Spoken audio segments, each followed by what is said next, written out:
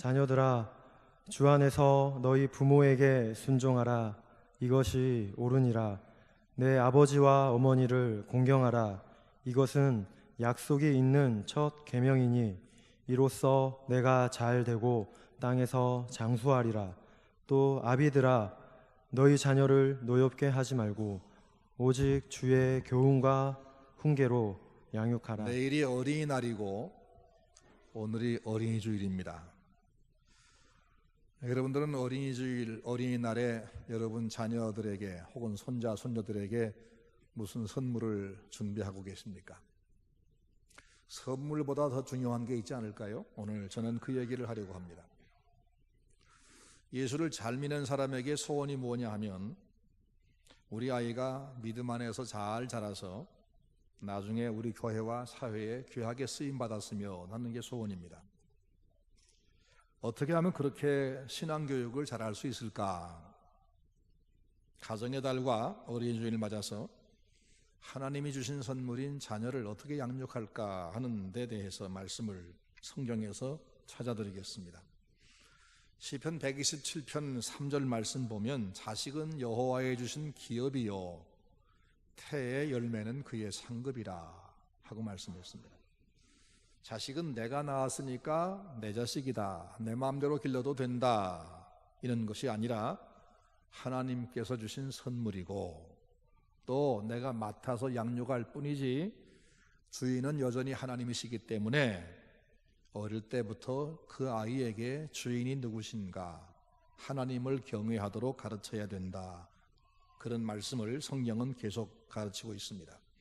신명기 6장 4절 말씀 보면 이스라엘아 들으라, 우리 하나님 여호와는 오직 하나이신 여호와시니 너는 마음을 다하고 성품을 다하고 힘을 다하여 네 하나님 여호와를 사랑하라. 오늘날 내가 네게 명하는 이 말씀을 너는 마음에 새기고 네 자녀에게 부지런히 가르치며 집에 앉았을 때에든지 길에 행할 때에든지 누웠을 때에든지 일어날 때에든지 이 말씀을 강론할 것이며 너는 또 그것을 내 손목에 매어 기호를 삼고 내 미간에 붙여 표를 삼고 내 집 문설주와 바깥문에 기록할지니라 라고 했습니다. 부모의 가장 중요한 역할이 뭐냐 하면 자기 자식들에게 하나님 경외하는 것을 가르치는 것이다 라고 했습니다. 왜냐하면 그렇게 해야 그 아이가 잘 되기 때문입니다. 그래야 복을 받기 때문입니다.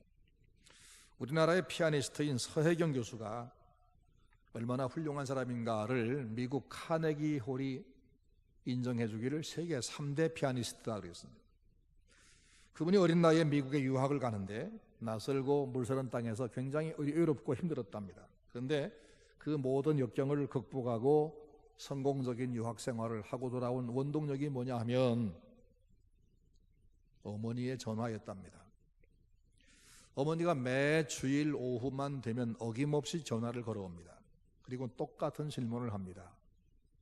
얘야, 공부는 잘하고 있니? 밥은 제때 챙겨 먹니? 건강은 어떠냐? 모든 부모가 아마 그렇게 질문할 겁니다.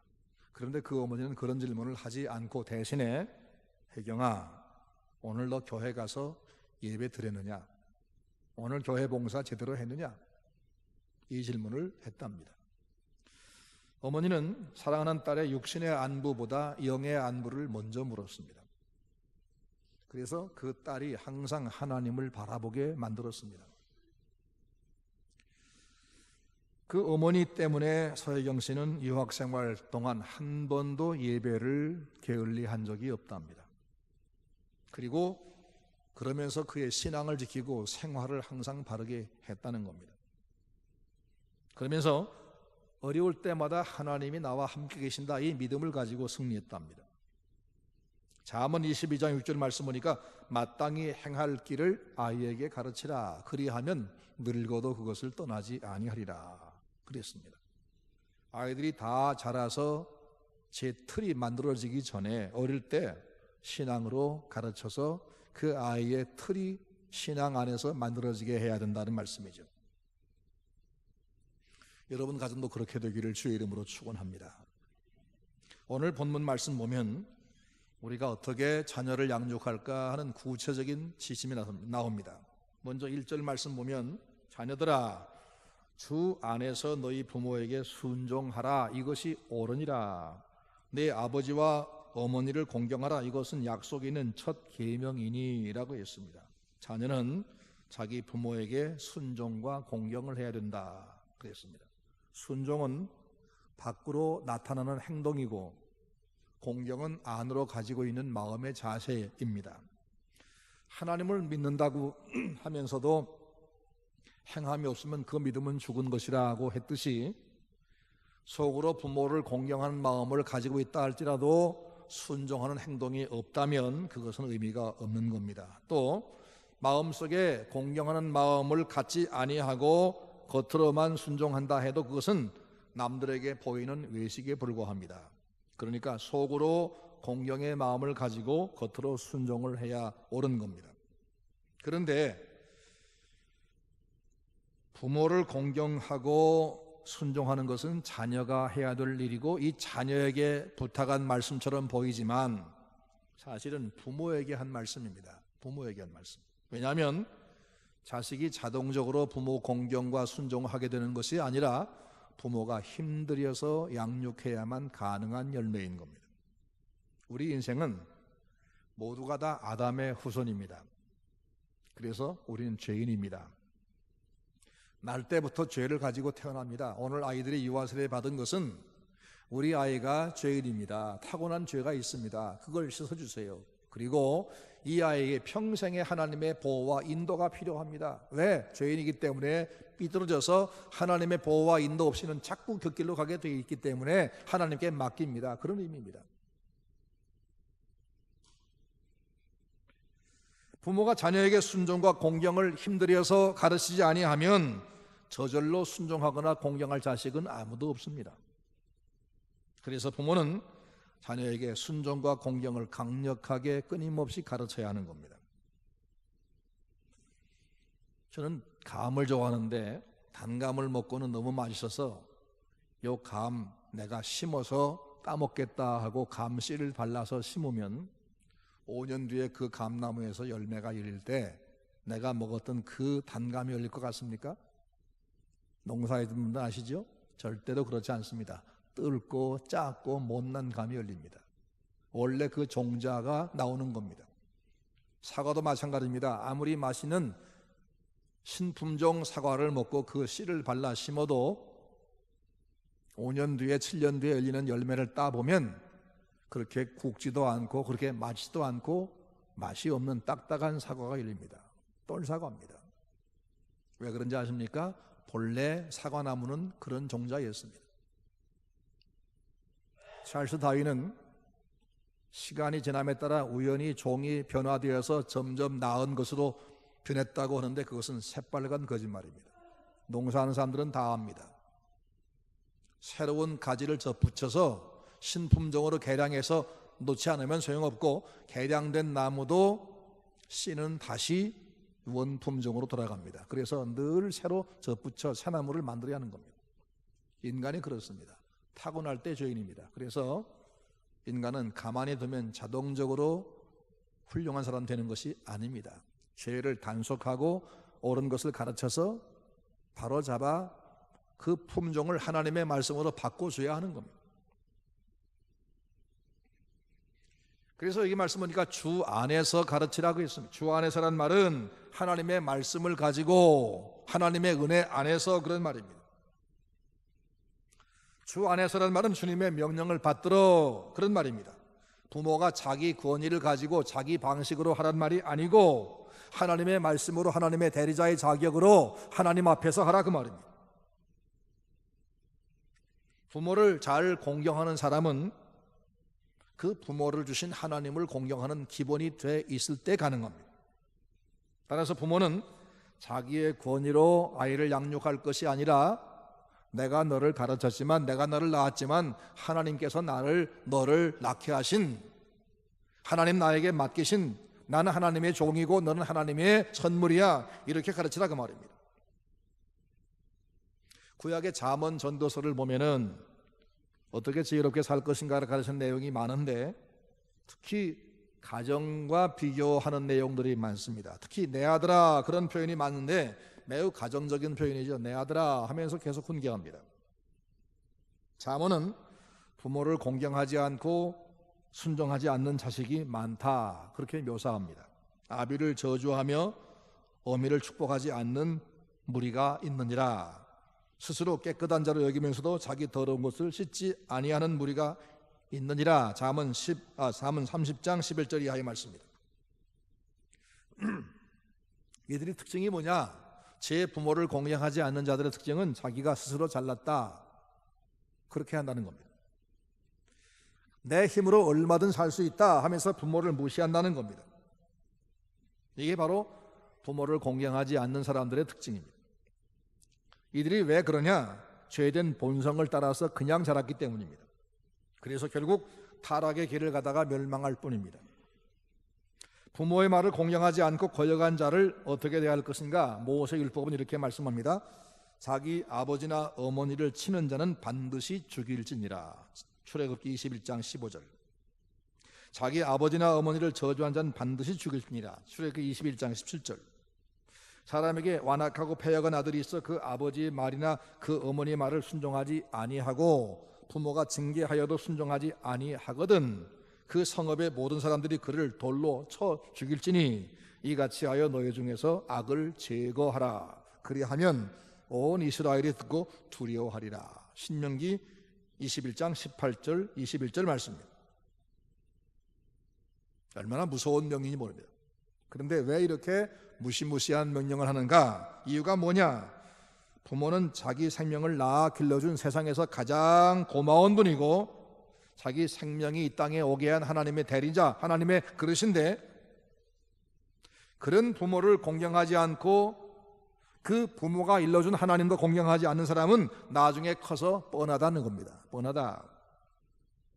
부모는 그 자식 때문에 평생을 가슴 아프게 될 것이고 그 사람 때문에 그 사회가 크게 손해볼 겁니다. 하나님 영광은 가리게 될 것입니다. 그런 사람은 차라리 태어나지 않는 것이 좋을 텐데 태어났으니 그가 벌을 받아 망하는 모습이라도 보여주어서 세상에 경종을 울리게 하라 그런 말입니다. 만약 우리 사회가 하나님의 명령을 받들어서 패역한 자식에게 엄격한 벌을 주는 그런 법만 시행됐어도 우리 사회 온갖 범죄가 반 이하로 줄었을 겁니다. 꼬부라져 삐져나온 못은 반드시 남의 옷을 찢거나 남의 몸에 상처를 주게 돼 있습니다. 그래서 못이 삐져나온 것을 발견하면 즉시에 장도리를 가지고 와서 뽑아야 됩니다. 안 뽑고 그냥 놔둔 사람은 없습니다. 그런데 잘못 박힌 못은, 삐져나온 못은 제자리에 그냥 있을 뿐이지만 삐뚤어진 인간은 제자리 가만히 있지 않고 돌아다니면서 여기저기서 해를 끼칩니다. 그런 사람을 놔두면 세상 전체가 해를 입습니다. 그래서 돌로 치라, 뽑아 버리라 이렇게 말씀하는 겁니다.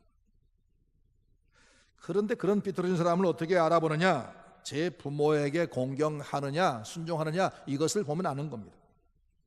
그래서 만약에 제 부모를 공경하지 아니하고 거역하면 그는 볼 것 없이 삐뚤어진 사람이니까 그를 반드시 죽이라.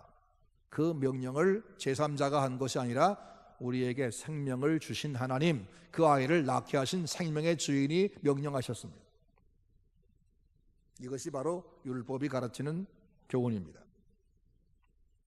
제 부모를 공경하지 않는 사람은 사람의 도리를 이미 벗어난 사람이요, 그런 사람이 세상에 도움 될 리가 없다는 겁니다. 이 시대에도 부모는 자기 자식에게 그냥 가만히 놔둬도 잘 되리라 이런 기대하지 말고 철저하게 책임지고 양육을 해야 하는 겁니다. 성경에서 자녀 교육에 실패한 모델을 찾아드리겠습니다. 역대하 33장 말씀인데 히스기야와 그 아들 므낫세 이야기입니다. 히스기야는 유대 13대 왕으로 다윗 왕 이후 300년 만에 보는 대단히 훌륭한 왕이었습니다. 그는 종교 개혁을 일으켜서 자기 나라의 편만한 우상을 한꺼번에 일소했습니다. 온 백성이 여호와께로 돌아오는 그런 일을 해낸 사람입니다. 그래서 그는 백성으로부터 존경을 한 몸에 받고 하나님께 사랑받았습니다. 그가 세상을 떠났을 때 온 백성은 굉장히 슬퍼했고 특별한 예우로 장례했습니다. 그 훌륭한 히스기야 왕이 죽자 그의 아들은 12살짜리 므낫세를 왕으로 세웠습니다. 근데 그 어린 왕이 되자마자 아버지와는 완전히 반대길로 가기 시작합니다. 그래서 아버지가 헐어버린 우상의 산당을 곳곳에 세우고 심지어 하나님의 성전 안에도 온갖 우상을 세워놓았습니다. 그래서 심지어 저 이방 민족보다도 므낫세 치하의 이스라엘 백성이 더 우상 숭배를 많이 했습니다. 아버지와 아들이 어떻게 이렇게 다를 수 있을까? 이해가 안 갑니다. 말년에 이 므낫세가 잠깐 회개하긴 했지만 하나님께 진노를 돌이킬 수가 없었습니다. 그래서 므낫세가 죽은 후에 이스라엘 나라가 망했습니다. 바벨론의 그 백성 끌려가 70년 동안 포로 생활을 합니다. 기막힌 운명에 나라가 빠집니다. 그 원인이 뭐냐? 므낫세가 패역한 길을 갔기 때문입니다. 아니 왜 이렇게 됐을까? 그 훌륭한 아버지에게 어떻게 이렇게 못된 아들이 나올 수 있을까?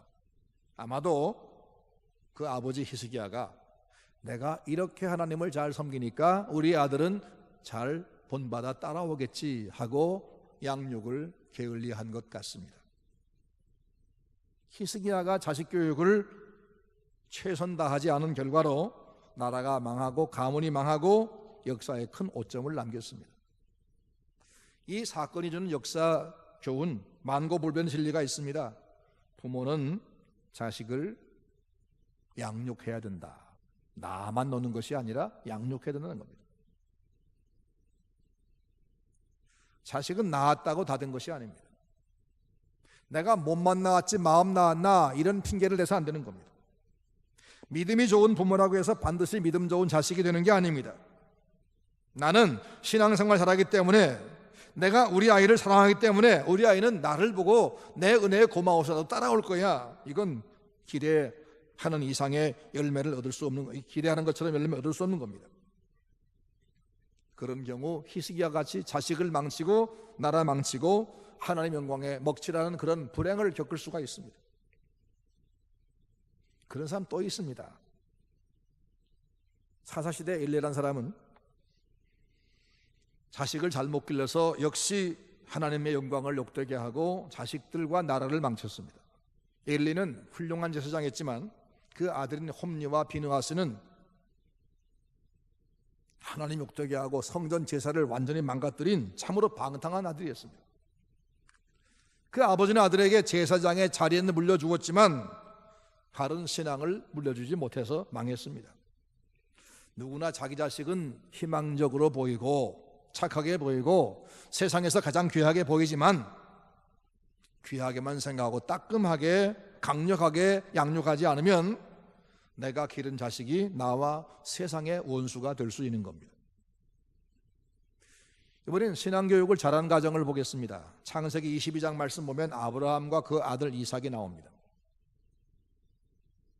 2절 말씀 보면 여호와께서 이르시되 네 아들 네 사랑하는 독자 이삭을 데리고 모리아 땅으로 가서 내가 네게 지시한 산 거기서 그를 번제로 드리라. 하나님께서 아브라함에게 명령하십니다. 100살에 겨우겨우 얻은 그 아들 이제 막 다 커가는데 하나님이 그 아들을 잡아서 제물로 바치라. 세상에 제 자식을 죽여서 제물로 바칠 수 있는 사람은 아무도 없을 겁니다. 그런데 아브라함은 그 하나님 명령에 순종해서 이삭을 데리고 이삭의 등에 나무를 지우고 모리아 땅으로 산으로 올라갑니다.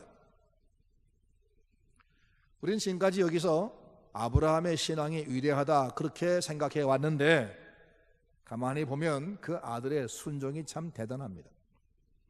그때 이삭의 나이가 10대 후반입니다. 그는 건장해서 지금 자기를 온전히 태울 만큼의 나무를 짊어지고 가고 있습니다. 10대 후반의 남자아이는 110살이 훌쩍 넘은 아버지보다 힘이 셀 것은 분명합니다. 그런데 이삭은 자기 아버지에게 목숨을 다 맡깁니다. 이 아브라함이 칼을 들어서 자기를 죽이려고 할 때 아버지를 밀쳐버리거나 칼을 빼앗아 내던지거나 도망치지 아니하고 조용히 목을 내밀어 아버지가 자기를 죽이도록 그렇게 순종합니다. 놀라운 장면이지요. 하나님이 다급하게 아브라함 불러 세워서 막지 않았으면 이삭은 죽었습니다. 하나님 부르십니다. 아브라함아, 멈춰라. 내가 이제야 내가 나를 사랑하는 줄 알겠다. 하나님은 이미 이삭을 바친 것으로 인정해 주셨습니다. 어떻게 이런 순종이 가능할까? 아브라함이 이런 극단적인 하나님의 명령에 순종할 수 있던 것은 하나님에 대한 전적인 절대적인 믿음이 있었기 때문이고, 그리고 그 아버지가 그 일을 하도록 아들이 자기 목을 내밀고 있었던 것은 이삭이 자기 아버지 아브라함은 하나님에게 절대적으로 순종하는 분이다. 우리 아버지가 나에게 그것을 가르쳐 주었다. 그러기에 나도 내 목숨을 내놓아서라도 우리 아버지에게 순종해야 된다. 이걸 배우지 않고는 불가능한 일일 겁니다. 이삭의 이런 부모 공경과 순종은 아브라함의 교육에서 나왔을 겁니다.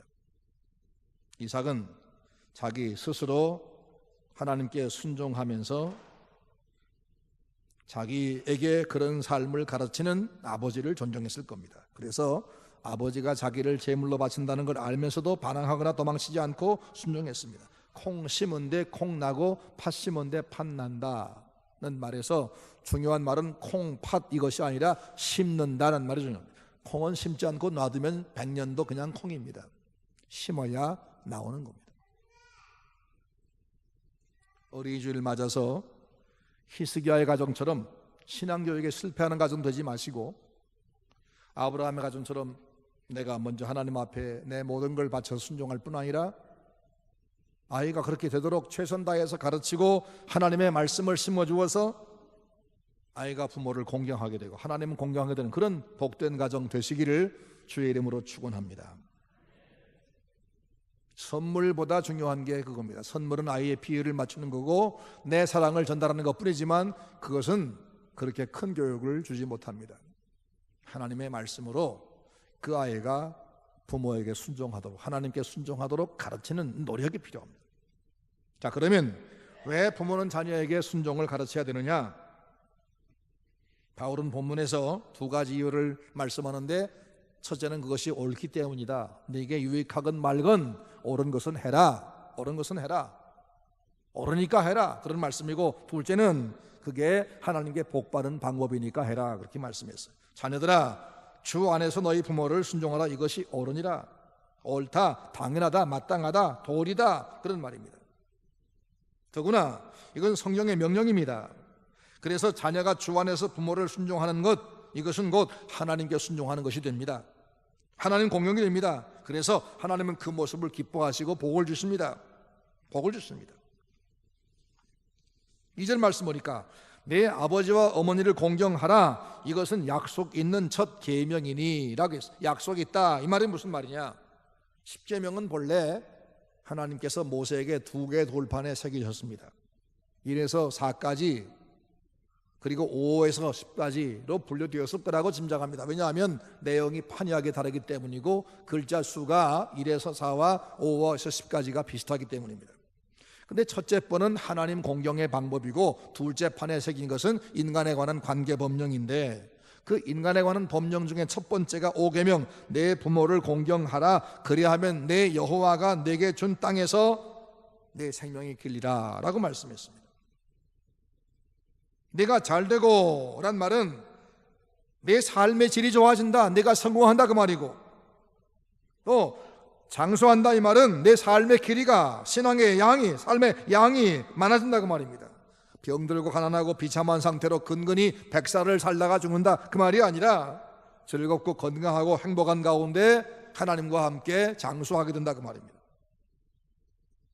이삭은 아버지를 존경했습니다. 순종했습니다.